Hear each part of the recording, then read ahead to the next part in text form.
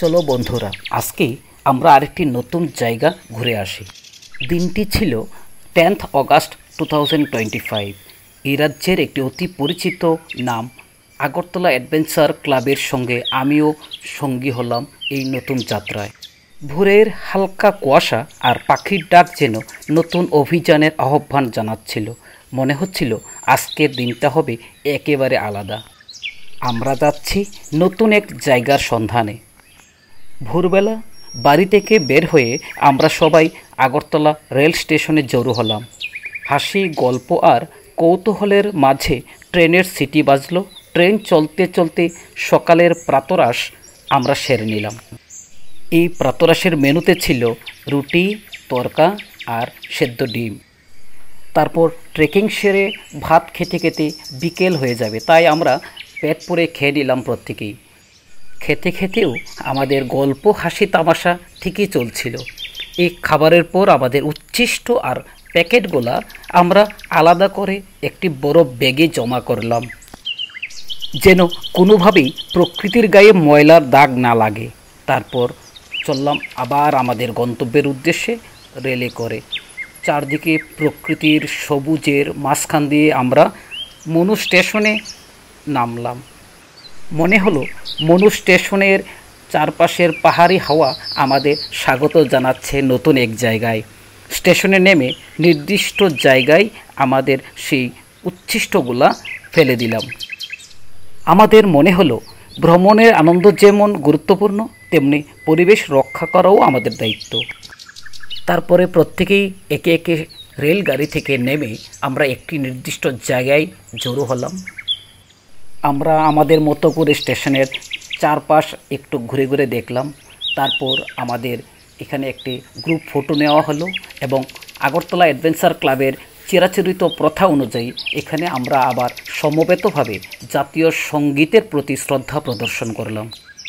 তারপর এই দলের নির্দেশক শুভদা আমাদের উদ্দেশ্যে কিছু নির্দেশিকা দিচ্ছিলেন, যাতে সুন্দরভাবে আমাদের আজকের এই ট্রেকিংটা সেরে আসতে পারি।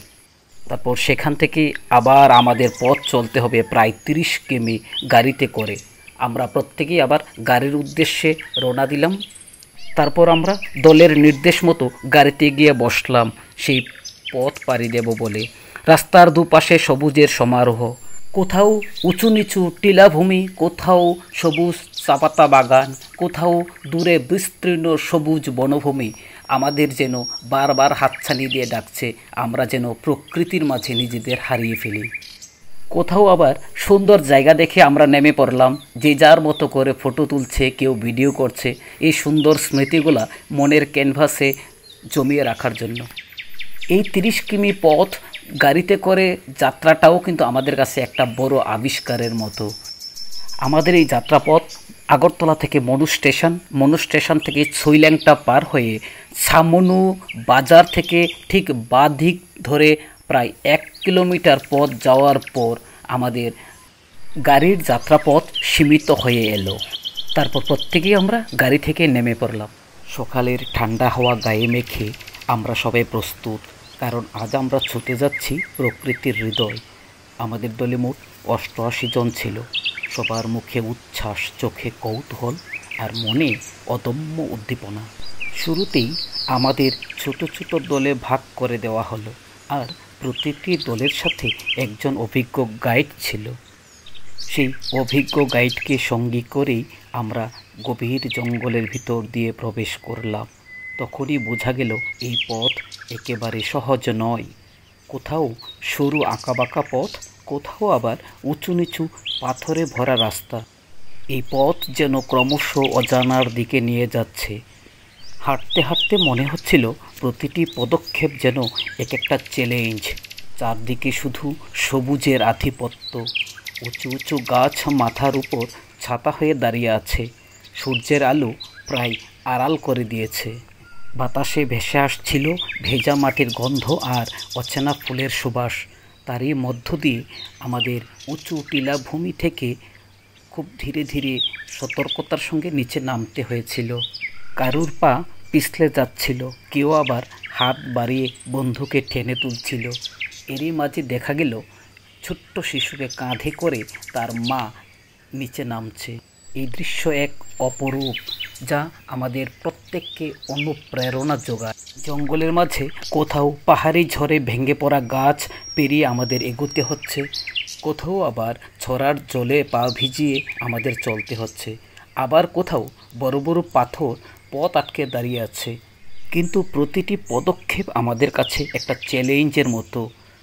কান পাতলেই শোনা যাচ্ছিল দূর দূর থেকে ভেসে আসা নাম না জানা পাখির ডাক, যা সেই যাত্রাকে আরও রহস্যময় করে তুলছিল। সবাই ক্লান্ত, তবু কারো মুখে বিরক্তি নেই, বরং প্রতিটি বাঁক, প্রতিটি উঁচু নিচু পথ আমাদের উত্তেজনা বাড়িয়ে তুলছিল। কারণ মনে হচ্ছিল পথের শেষে অসাধারণ কিছু অপেক্ষা করছে আমাদের জন্য। এরই মাঝে হঠাৎ দূর থেকে ভেসে এলো জলের কলকলধ্বনি। সেই শব্দ যেন আমাদের তাড়িয়ে নিয়ে যাচ্ছে সামনের দিকে। স্পন্দন বেড়ে গেল, মনে হলো এত নিশ্চয়ই কোনো ঝর্ণা। কয়েক কদম এগোতেই চোখে ধরা দিল সেই অপূর্ব দৃশ্য। আমাদের এই যাত্রায় এই এলাকার স্থানীয় কিছু যুবকরাও ছিলেন। আমরা প্রত্যেকেই চলছি সেই অজানার উদ্দেশ্যে। তখন চোখ ফিরাতেই দেখি পাহাড়ের বুক চিরে নেমে আসছে সাদা ফেনায় মোড়া ঝর্ণাধারা।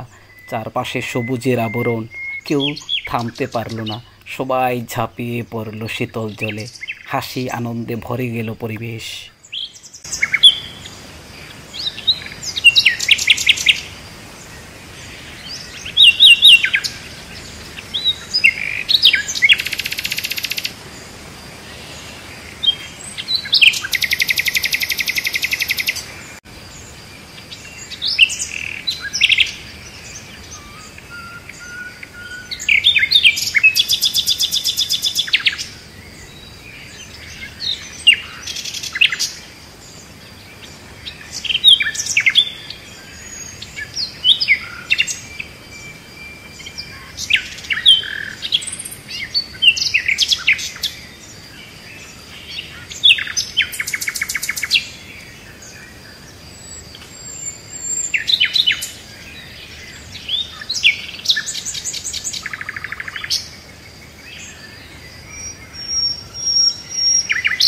স্নান সেরে মন ভরে প্রকৃতির সৌন্দর্য সঞ্চয় করে আমরা ফিরে এলাম গাড়িতে। এরপর ছামনুর পথে চলতে চলতে পৌঁছলাম এক পাহাড়ি রেস্টুরেন্টে, যার নাম টংঘর। এখানে মধ্যাহ্নভোজ ছিল একেবারে পাহাড়ি ঐতিহ্যের ছোঁয়ায়। পাহাড়ি স্টাইলে সাজানো খাবার, তাজা উপকরণ ভরা সুস্বাদু পদ, প্রতিটি গ্রাসে যেন মনোতৃপ্ত হয়ে গেল। আমাদের খাবারের মেনুতে ছিল ঢেঁকি শাক, বাঁশকুড়ুলের ভাজা, গোদক, চিকেন, পনির, আলু মটরের সবজি, আরও কত কী। খাবারগুলিতে তেল মশলা একেবারে নেই বললেই চলে, কিন্তু স্বাদ ছিল অতুলনীয়। খাবার শেষে আবার যাত্রা শুরু হলো। দীর্ঘ পাহাড়ি পথ পেরিয়ে এসে পৌঁছলাম মনু স্টেশনে। কিন্তু এখানে আমাদের জন্য অপেক্ষা করছে নতুন চ্যালেঞ্জ। ট্রেনে বসার জায়গা নেই, ভিড় ঠেলে দাঁড়িয়ে ফিরতে হলো। কিন্তু সবার মুখে তৃপ্তির হাসি, কারণ আজকের দিনের প্রতিটি মুহূর্ত, প্রতিটি দৃশ্য, প্রতিটি হাসি আমাদের স্মৃতিতে থেকে যাবে সারা জীবন। সন্ধ্যা গড়িয়ে রাত হয়ে এলো। ভারাক্রান্ত মনে আমরা আস্তে আস্তে পৌঁছালাম আগরতলা রেল স্টেশন। জঙ্গলের পথে হাঁটতে হাঁটতে আমরা আসলে নিজের ভেতরের পথকেই খুঁজে পাই। যাত্রা যত দীর্ঘই হোক, গন্তব্যে পৌঁছানোর আনন্দ সব কষ্ট ভুলিয়ে দেয়। ট্রেকিং শুধু পাহাড় চড়া নয়, এটা নিজের সীমা ভেঙে ফেলার সাহস। যেখানে নেটওয়ার্ক নেই, সেখানেই মনের সাথে সবচেয়ে গভীর সংযোগ তৈরি হয়। ঝর্ণার কলকলধ্বনি কানে এলে মনে হয় প্রকৃতি আমাদের গল্প শোনাচ্ছে। প্রকৃতির কোলে ক্লান্তি নেই, আছে শুধু শান্তি আর বিস্ময়।